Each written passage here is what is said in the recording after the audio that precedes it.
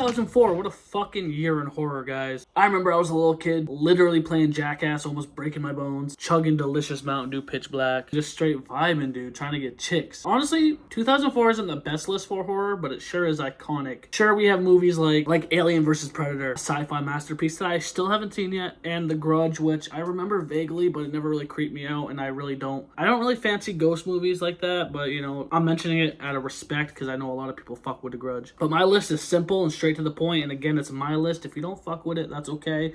Comment down below, tell me what yours is.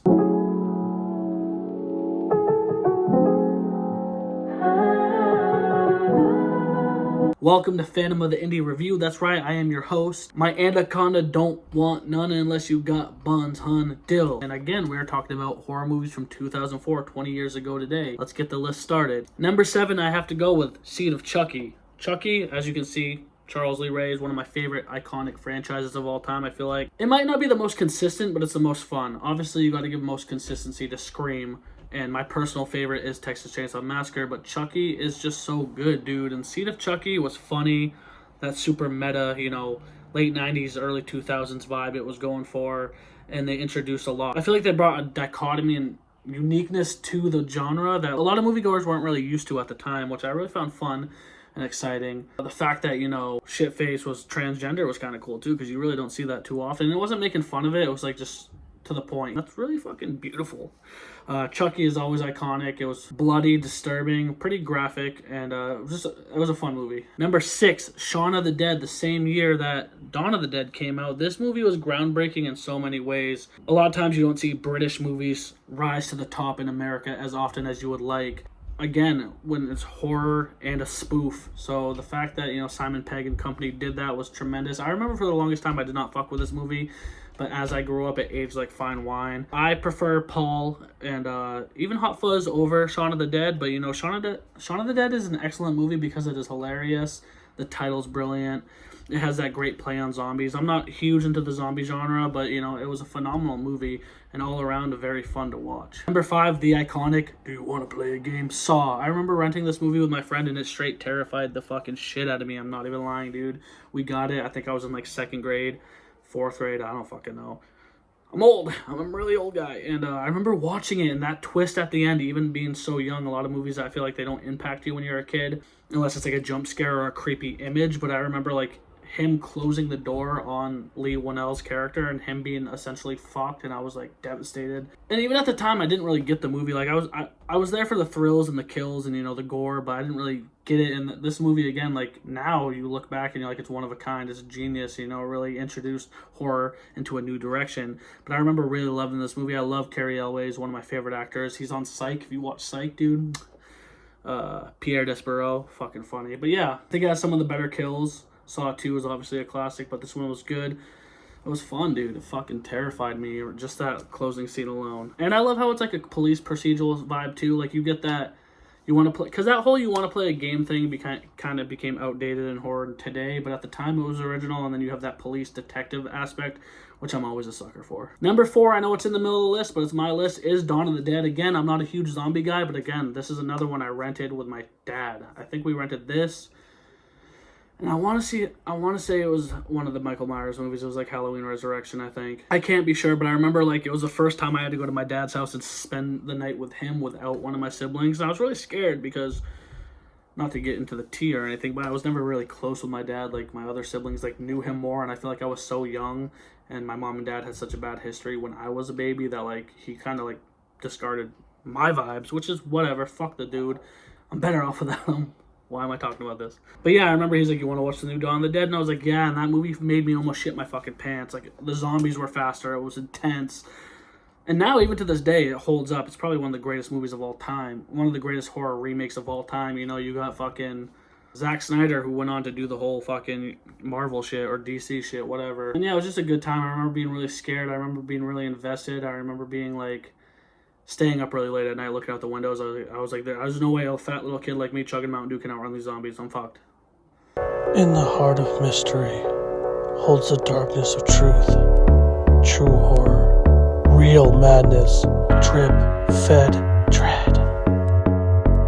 Number 3, one of my fondest memories is the movie Van Helsing. I remember I love the lore. I love the whole Universal lore, Dracula, Frankenstein, Swamp Thing, like that whole vibe. And I remember my brother, when he was younger, he's like, hey, I'm going to see the new Van Helsing movie. And I was so jealous because every night on like TNT or USA, they would show like behind the scenes. You know, they really hyped it up on TV back then. They would show the making of shit like before it was on DVD. And I remember being like fascinated by this, like this man who hunted creatures and was so notorious. I'm like Dracula, Frankenstein, the Wolfman, and I was very invested. And I remember when he said I couldn't go with him, I was pretty perplexed and upset. But finally, I got around to seeing it on DVD, and I was just mesmerized. I can't remember if it was Jack the Ripper or Dr. Jekyll and Mr. Hyde at the beginning, the big creepy creature. I don't fucking know, but I remember that scaring me. I remember the vibe, and just like I'm a huge sucker for atmosphere and like ambiance in movies, like set pieces and designs. And even though now today it didn't really hold graphic wise, I mean, it still has Hugh Jackman, Kate Beckinsale, and I really love the little Igor counterpart, the dude from The Mummy, and then the henchman of and the sidekick to Van Helsing. And I always quote it to this day, that scene where fucking Frankenstein is falling out of the building after they're showing the lore of how he became the Frankenstein monster. And he's like, I am not a monster. Frankenstein kicks ass in that movie. Dracula's sweet. The vampire chicks are hot. Oh man, I love it. Number 2, an underrated one, I feel like, for me. I don't mean to have it so high, but I remember really liking this one, was Anacondas, The Hunt for the Blood Orchid. I remember seeing this maybe on TV, and I always knew the first one, you know, with Ice Cube, J-Lo. And it was fun. It was a good movie. But this second one just had a mind of its own. You know, it was more adventurous, had an ensemble cast. The story was scary. I remember that scene when in the water and all the leeches stick to him. That freaked me out. And just giant snakes are cool to me because they're so fantastical, but they're not like taking themselves serious. Like I feel like zombie movies take themselves serious. And this one really didn't. You know, it's just giant snakes hunting down a fucking team on a mission in the jungle, and that shit was chaotic to me. This is one that I remember very vividly. Watching on TV, you want the good guys to win. That scene gets paralyzed and the snake comes and attacks him. Haunting, jarring. Had that sci-fi TV vibe to it too, but it was just hella banger. And then number 1 for me that goes without saying is Stephen King's Riding the Bullet. Mick Garris himself. One of the most underrated horror movies of all time, in my opinion. It is phenomenal. I have a whole review on it if you want to check it out. Maybe I'll tag it. Essentially about this kid. When he was a kid, he was terrified of a roller coaster called The Bullet. And he has a really fond memory and attachment to that time of his life with his mother and his dad dying. And as he grows up, he becomes cynical and morbid and depressed, and really fantasizes about death and what it's like to die. And he really questions himself and whether or not he wants to move on. And this is a coming of age movie in such a dark and sardonic way, where it's like it pokes fun at the macabreness, and it's really dreadful and eerie, and it just packs a punch. It's haunting is what it is. It tells such a beautiful story. Side character played by David Arquette, who, you know, is a ghost that they tell a tragic story about a boy who died in a car accident, and is David Arquette's character. And it's just a movie about him trying to get back to his mom, but along the way he has a battle with his inner self.